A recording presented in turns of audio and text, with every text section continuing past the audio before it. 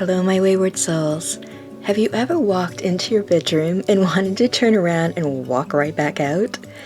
This is my room after a week of filming, so let's get into it while I chat a bit about what I hope to share in this video as it relates to my overall or first steps in my fall seasonal reset.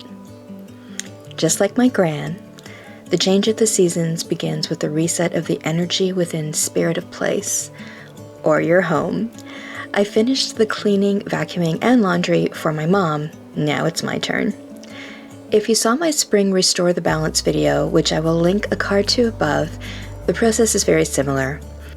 Once the space is cleaned and the energy cleared and new intentions brought in at this time of the year, I also tend to restock my DIY skincare items such as my homemade facial serums and body soaps, both filled with organic botanicals and intentional use. But I will talk more about that in an upcoming beauty and wellness haul video.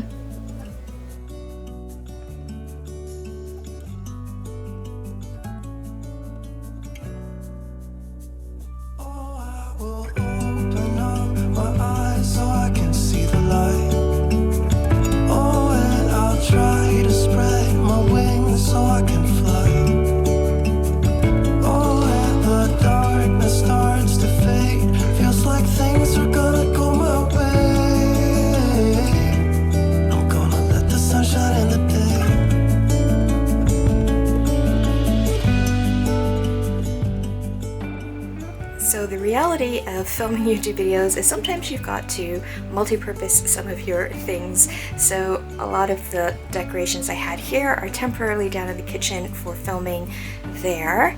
And space being what it is, I still have all of my boxes in here for upcoming videos that I need to film. And the next room that I need to tackle is the apothecary. You can see the vacuum is sitting in there. That is going to become even more multifunctional than usual, but we'll talk about that in an upcoming video. For now, it is time to head to the basement and do my laundry.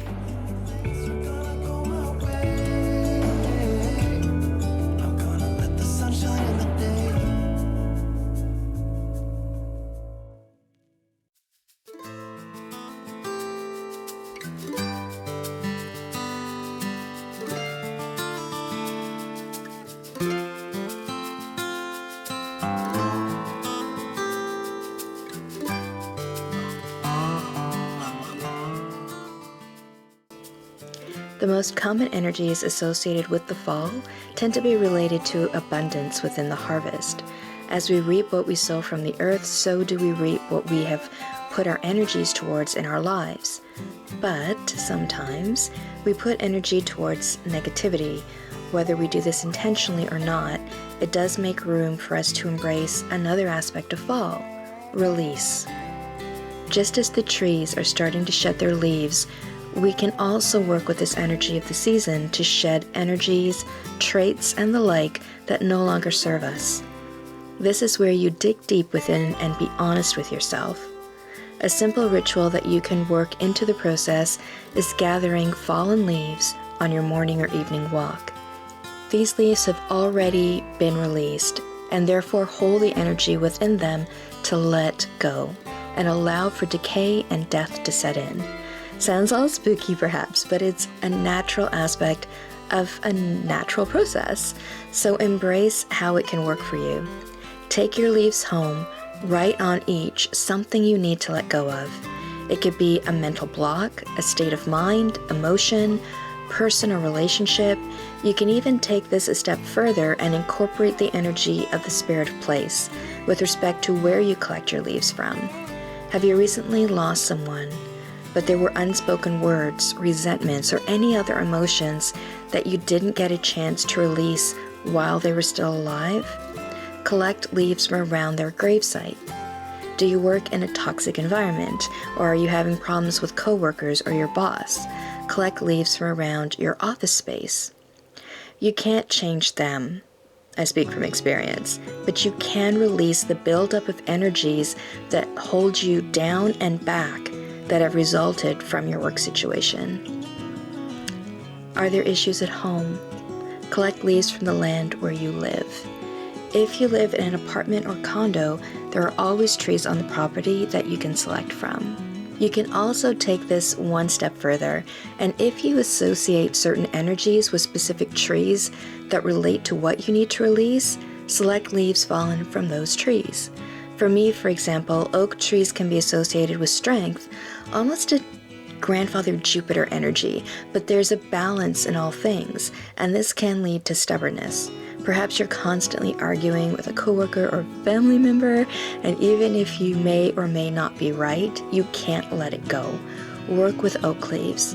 Emotional distress for me speaks to grandmother willow, and letting go of a lost soul, birch. Once you collect your leaves, write your items to be released and allow them to dry in sacred space. Perhaps with items related to the issues, like a business card under the leaf for a work issue, family photo, etc. Once the leaves have dried, place them in a fire flame-safe container, and in a fire-safe area outside, burn them. As they burn away, allow your energy to be released. I also think it's really important to call in new constructive energy to replace what has been released.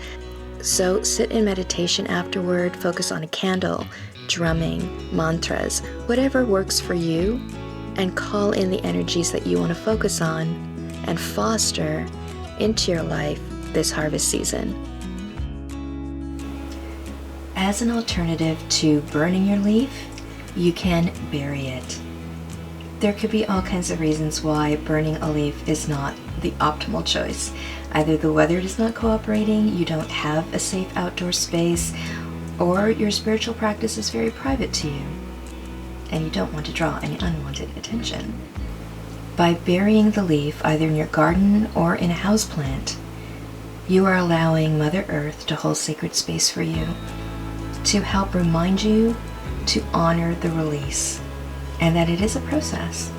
What I then suggest is on a stone with a permanent marker, write the word for what you want to cultivate, the energy that is going to replace what you released. That stone can then be placed in the garden over the spot where you buried the leaf. You can bury it with the leaf, knowing that it's permanent. Or if you're putting it in a house plant, add it as decoration on top of the soil.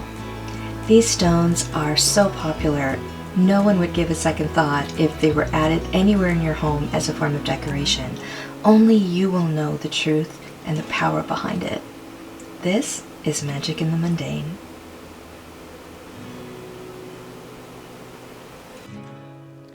Speaking of harvest, it's time to make dinner. For our harvest meal this year, I am making a simple lamb and squash stew and serving them with pumpkin loaves. I used my Nordic Ware autumn cakelet for the first time and loved the results. Mom and I ate these little cuties up, but the batter was enough to also fill my mini loaf pan, so we'll probably use these with our dinner. After lighting a candle with grace and thanksgiving, I asked Mom to sit with me and take time together to focus on what we're grateful for within each other, to focus on the good and acknowledge efforts made.